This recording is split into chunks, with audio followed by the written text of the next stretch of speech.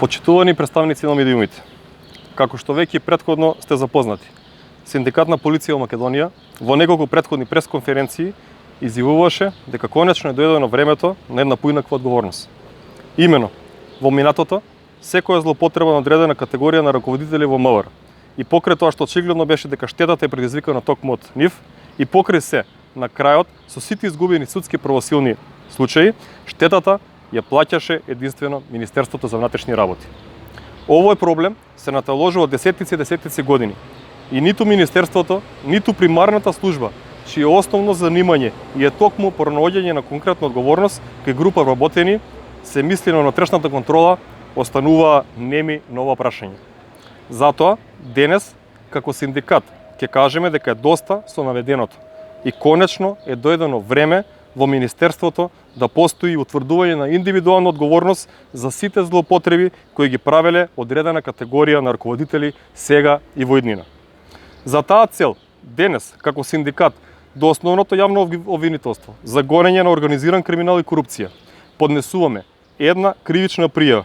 против неколку раководители во МВР за сторени кривични дела и тоа повреда на правото на работен однос по член 166 став 1 од Кривичниот законник и кривично дело злоупотреба на службената положба и овластување по член 353 од КЗ. Ова е кривичната пријава.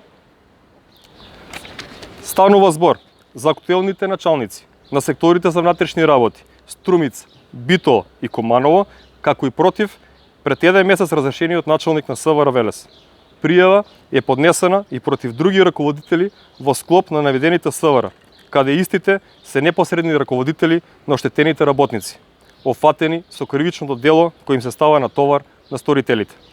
Сите пријавени во временскиот период од 2019, 2020 и 2021 со неизвршување на службената должност која биле должни да извршуваат, односно свесно не се придржувале кон член 23 од Правилникот за заштита при работа на работниците во Министерството за внатрешни работи,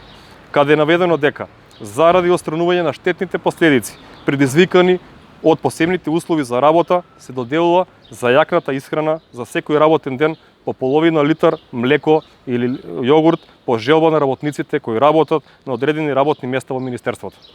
Пријавените лица кривичното дело го вршеле, тоа им го правеле на начин што не набавувале, не барале на писмено преку службени акти и со тоа не им овозможи на работниците во Октупа и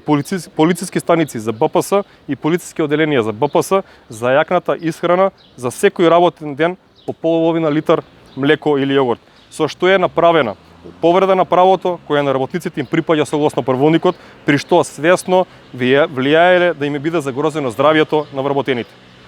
Она што треба јавноста да го знае, како и вработените, е тоа што работодавецот, Министерството за внатрешни работи, за предметните 2019, 2020 и 2021 година, секоја година склучувало рамковна спогодба за јавна набавка на стоки, млеко и млечни производи баш по овој основ. На крај, на самиот крај, дозволете да ги запознам сите вработени дека наведениот правилник за заштита при работа е потпишан токму од министерот за внатрешни работи и Македонскиот полициски синдикат. И тој ист синдикат, согласно одредбите од колективниот договор МВР, има определено свој представник на работниците околу проблематика за безбедност и здравје при работа. Зошто и од кои причини овој представник, кој не знаеме кој е и не реагирал и не преземал со години назад никакви мерки, тоа им го оставам да го преценат самите вработени. Благодарам.